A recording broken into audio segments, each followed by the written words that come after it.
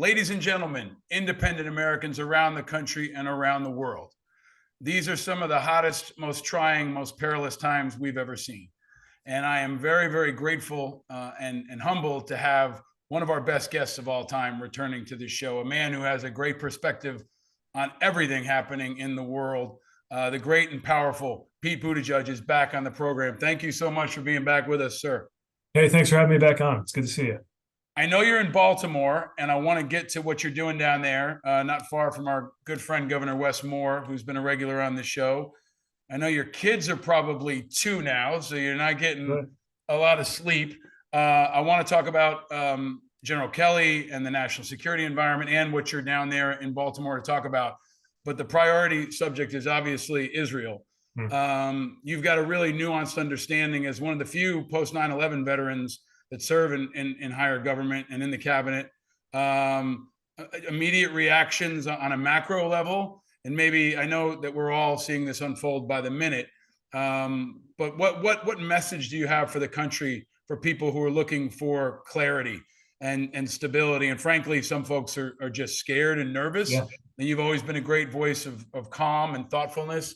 And I just want to give you a chance to say what you think is most important. Well, thanks. I mean, I think it starts with recognizing we got to stick together and we got to stick with our friends. Look, what happened is horrifying. Terrorist attacks by Hamas, killing so many Israelis, and as we are learning, a substantial number of Americans as well, hostages who have been taken, just unthinkable and inexcusable violence and terror.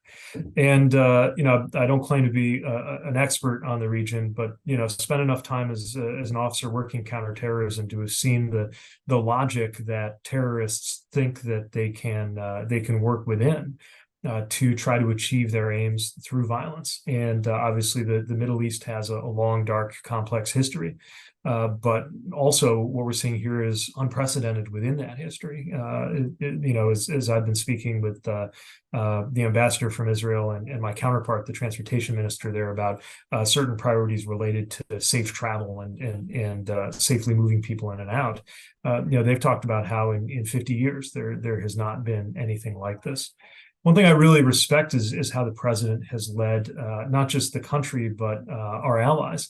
I thought the joint statement was really remarkable that came out from us and a number of other countries, unequivocally and clearly condemning this terrorist activity. And by the way, also making certain to recognize the importance of security and self-determination and the aspirations of Israelis and of Palestinians, for whom Hamas cannot be the last word or ultimate representative.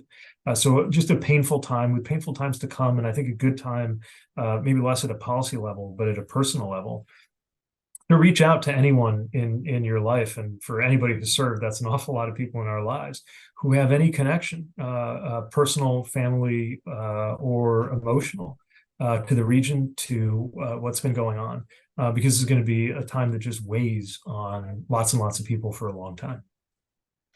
I think your voice is going to be so critical right now because it's trusted as someone who's thoughtful, who's sophisticated, who's able to communicate with many different audiences. And I think your focus on the joint statement is a smart one, because that's such a hard thing to do.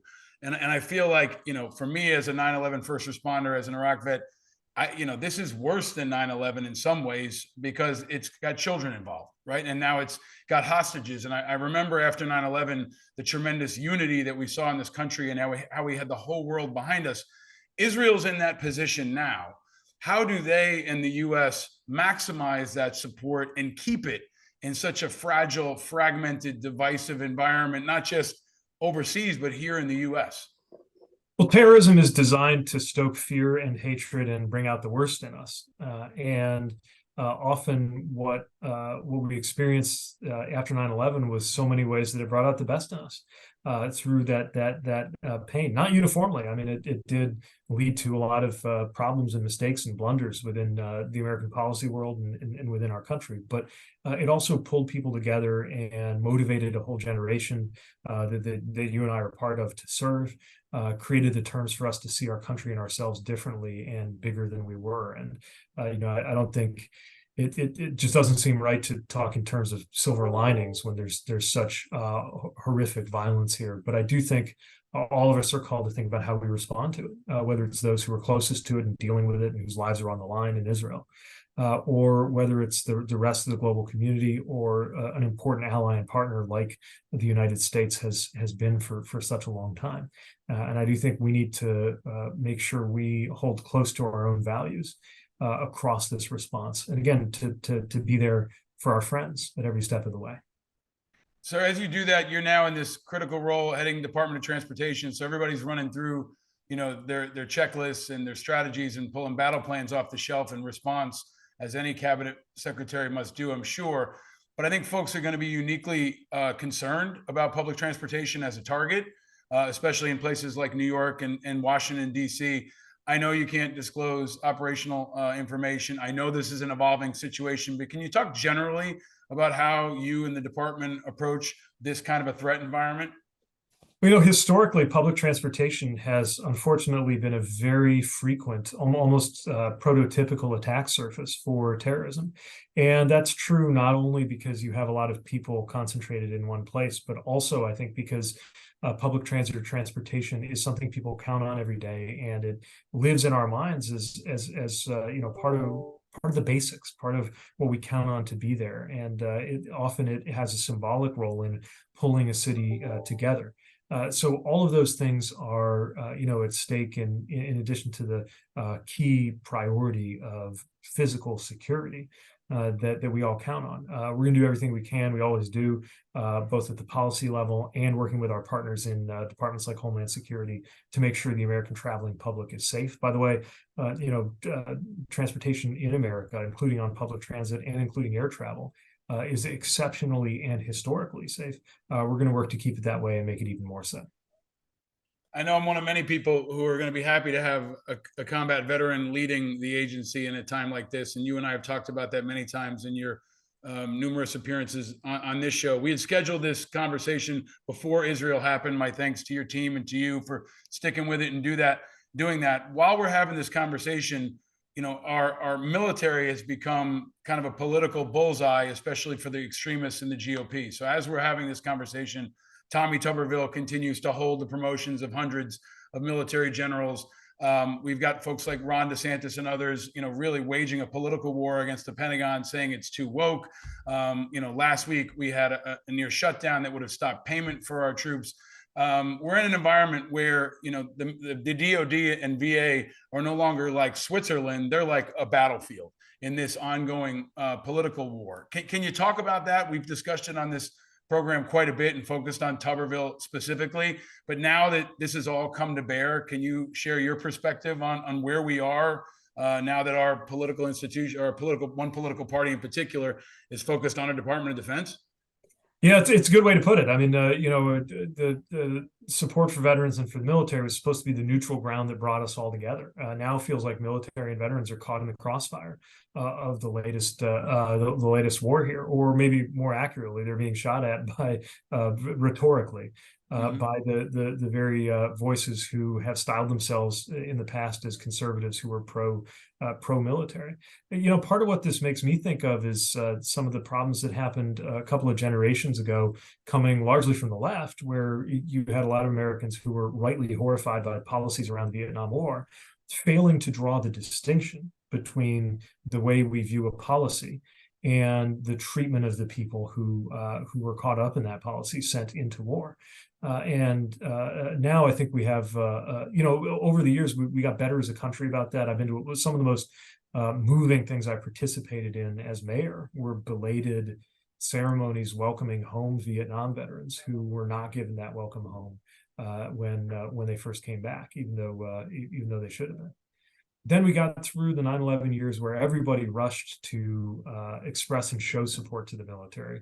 I think some did a better job than others of backing that up and putting their money where their mouth is. But that was kind of the spirit of the time, and it is disturbing now to see that the military itself is being made a target for these ideological attacks. Whether it's one senator who thinks that his particular opinions over an abortion-related policy are more important than having a chief of naval operations or other critically important military command positions, or whether it's this idea that people who can't even explain what woke is are going to use that word as a sort of excuse to take a whack at our military and its leaders. And I think the most important thing in all of this is to, we can all have our political fights, but don't suck the troops into it. Don't suck veterans into it. They didn't sign up for that. They signed up for a hell of a lot. They signed up for more than enough when they rose their right hand and put their name on the line. They didn't sign up for being a political football. It's one of the few things that they, I think, can rightly expect to be immune to, even as they are willing to not be immune to the risk of being called up and putting life and limb on the line. I want to stay focused on that for a second if we can, because this is independent Americans. A lot of our folks are independents. They're not affiliated with a party. And I think many of us have been frustrated with the Democrats because they don't hit hard enough. Somebody, there've been a lot of folks calling for the resignation of Menendez and calling for the resignation of George Santos, and even some folks calling for the resignation of Bowen. And most of that is appropriate, but nobody's called for the resignation of Tommy Tuberville.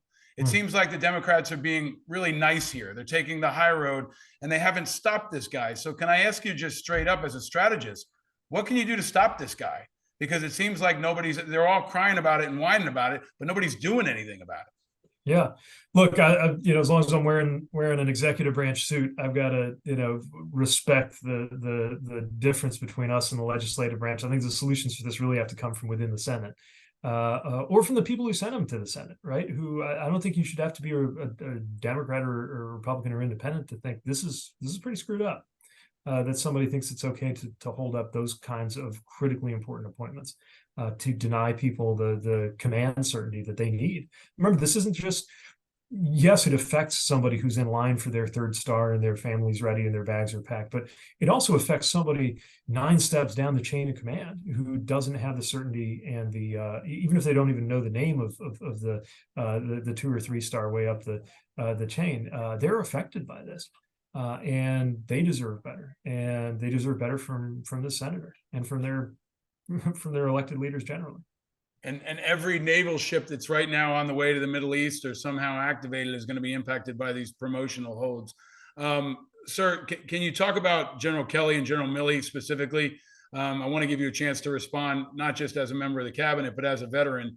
I've expressed my outrage. I think this is radical, reckless, and damaging our national security to have a former commander-in-chief unloading on our chairman of the Joint Chiefs and on our military leadership and on individuals specifically.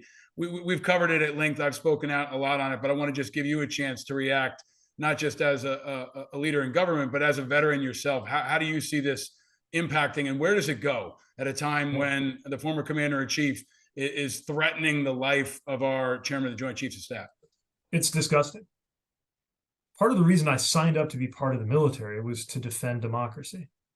Part of the democracy we're defending is getting to live in a country where that kind of thing doesn't happen, where threats of political violence or that kind of talk, especially coming from somebody who is an elected leader, not to mention one who didn't serve a day in his life, talking about one of the most decorated and accomplished military leaders of his generation. But leaving aside that, just the fact that took place goes against everything that we stand for, Democrat, Republican, Independent, everything you stand for when you put your life on the line to keep this a democracy and not one of those countries, not one of those war zones that Americans sometimes get deployed to because they're so screwed up because they have things like this going on in them.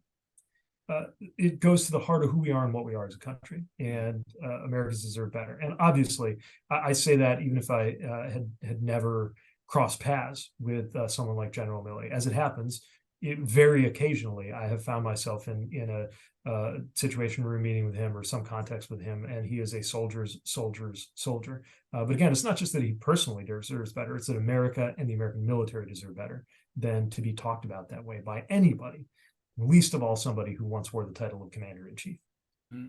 I think this is a time when we're going to see what veterans can do in all realms. I mean, obviously in the national security environment, but also in the political environment. We've long said they're not a charity, they're an investment. And seeing you in office now is an example of how that investment can pay off. But you're also in Baltimore to talk about that kind of an investment from the department. So can you talk about this new grant program and why specifically you're in Baltimore today? Yeah, what we're doing is we are making sure that there is funding to help veterans get lucrative and needed careers as truck drivers. This is something that really is a need being met and an opportunity. I think about the kind of guys I would sometimes drive on the cobbled Bagram highway with, definitely perfectly capable of safely operating an 18-wheeler on I-95, but need to get through the certification to do it. And our country needs truck drivers. And there are a lot of veterans who need a good civilian career. And so what we're doing is we're using grant dollars, partnering with institutions like Prince George Community College, Lehigh Carbon Community College. My friend Patrick Murphy is deeply involved in this effort. A lot of people coming together to find ways to connect people to good jobs. And it turns out one slice of that that we can actually directly fund with help from the Department of Transportation is truck drivers. And it's a different kind of service. Maybe it doesn't get celebrated the same way military service does, but I got to tell you, especially after this whole country learned all at once the hard way how important supply chains are a couple of years ago, that we really need people in these critical jobs. We're about 80,000 drivers short from where we ought to be as a country, as an economy. We're doing a lot about that. Make it a more rewarding career. Make sure that that it has the support and the quality of life and the compensation that it ought to have. But right now, there's good compensation in it for a lot of veterans who would make excellent drivers. We're helping them get those CDLs and get that connection made. I just want to say hooray, because this has been something we've been pushing for 2 decades, I feel like, and now you're actually putting resources behind it, millions of dollars that'll make that possible. The CDL barrier has been a significant one for far too long, and this is frankly why it helps to have one of our own on the inside who can make it happen. There've been a lot of folks talking about it, but now you're making it happen. You're also in Maryland, where another one of our own is making it happen. Mr. Wes Moore is on a rocket ship politically. I know he wasn't with you at that event, maybe because he's upset about his Baltimore Orioles. But the two of you represent this amazing new generation that I think also has the ability to attract independents because of the way you talk about patriotism, about your focus on national security. Is there a future where we could see the two of you running together on a ticket? I won't handicap any future races or anything like that, but I'm really excited that Wes Moore is the governor here now. We're already working together on a lot of stuff. The way he thinks about service, the way he thinks about leadership, and the way he thinks about transportation to make it a little more tactical. I think are going to be a real benefit. Look, the things that he's trying to lead and that so many states and communities are trying to do, they meet this moment where we got funding that we didn't have before to help the states get it done.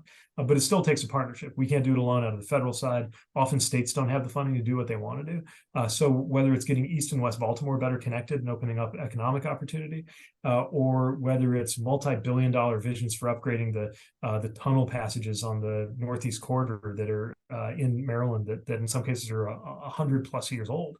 All of that stuff that we're working together on, and I'm really excited about it. And I do think there's something to be said for our generation and our generation of people who are so involved in service to be involved in a different kind of service today.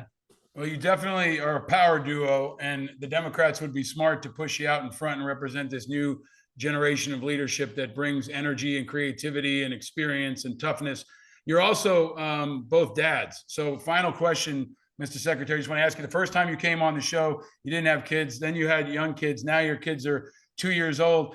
I really do think you're a conscience for this country. You're someone who can talk to everyone about the moment. And I just want to ask you, straight up, as a parent of 2 young kids, a lot of parents are scared right now. They see what's happening in Washington. They see the dysfunction. It feels like, we went through Trump, then we went through COVID, and then we went through Ukraine. Now we're going through Israel. It just never stops. So any lessons learned about how to communicate this environment to your children, or just how to operate yourself as a parent in this kind of an environment? Parenting is the hardest thing I've ever done. I mean, nothing, including combat training, has kicked my ass as much as being a toddler dad. But it's also something that really changes your relationship to the future. You're not just thinking in abstract kind of academic terms about it. You're thinking about looking your kids in the eye one day when they're old enough to ask you, Dad, what did you do about these issues? What did you do to make sure the country was headed on the right track? What did you do to make sure the climate was one that I could thrive in? What did you do to make sure that I could afford to go to college? they're going to be asking some pretty pointed questions, as teenagers do. Luckily, I have a good 10 or 15 years before that's in my face, and so I better use it well. It motivates me to think about, all right, how do we set up a world that they're going to thrive in? Another way I've heard to think about parenting is that you're training your replacement. We better do right by them and make sure that we set them up for success. It's the best and also most important verdict on a generation, is how that generation set up the next one to thrive. I appreciate all that, and I'm grateful for all of it. You're not going to have till they turn to be teenagers. Mine's 8 and 4, and they're already there. They're asking the hard questions. They want to know what's going on, and I know yours will be there as well. But I just want to thank you again for the integrity and for your example as a leader, not just for our generation of veterans, but for all Americans. You're somebody that our kids can look up to. You've always been that, the way you and your entire family carry yourself, the way your team carries themselves. I just want to thank you for your example and for your leadership, and congratulate you, because we're going to need it now more than ever. Every time we think it gets crazy, it gets crazier, and we're going to need you in the next couple of years more than ever. But thank you for all you do, sir. Appreciate so much time, and hope you'll join us again soon. Likewise, really appreciate everything you're doing to just be a voice for those who served, and we got a hell of a few years ahead of us as a country. So we need to keep those voices out there. Appreciate it. Absolutely, sir. Thank you very much. Stay vigilant. You too.